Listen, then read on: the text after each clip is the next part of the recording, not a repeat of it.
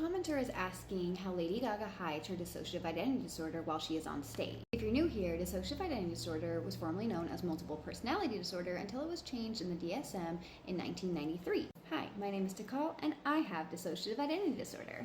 Dissociative identity disorder is a survival mechanism and a covert disorder. When a person with DID switches between alters, it can happen without any noticeable physical signs or indications to the observer.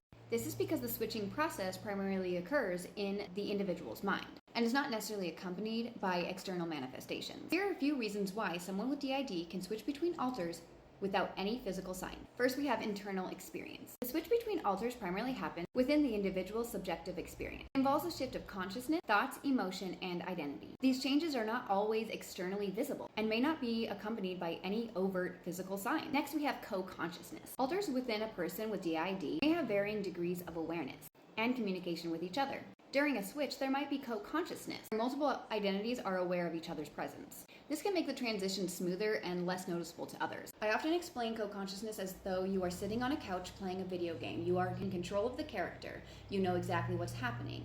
And co-conscious would be someone sitting next to you, also experiencing everything that's happening, but not making the decisions. The switch from this person to this person is much smoother because they already know what's happening. Next, we have internal communication. Alters within a person with DID often have internal communication. They may communicate through thoughts, feelings, and even inner dialogue. This internal communication allows for a seamless switch between alters without any external cues. Next, we have integrated memories. Alters within a person with DID may have different memories, thoughts, and experiences. When a switch occurs, there can be a blending or integration of memories, making it difficult for an observer to notice any immediate change. This is a lot like being on the couch and watching as that person is playing their video game. When you get the controller, you have memory of what was happening.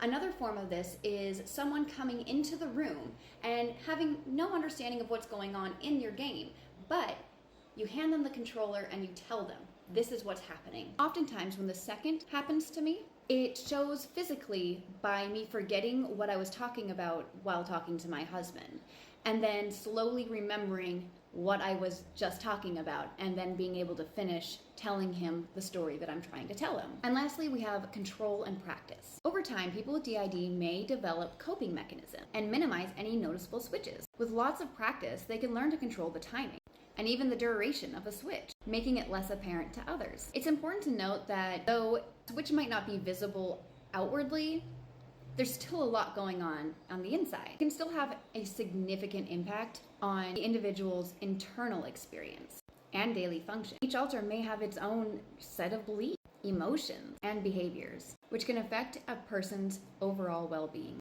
Thank you for listening, and if you have any other questions, please don't hesitate to ask.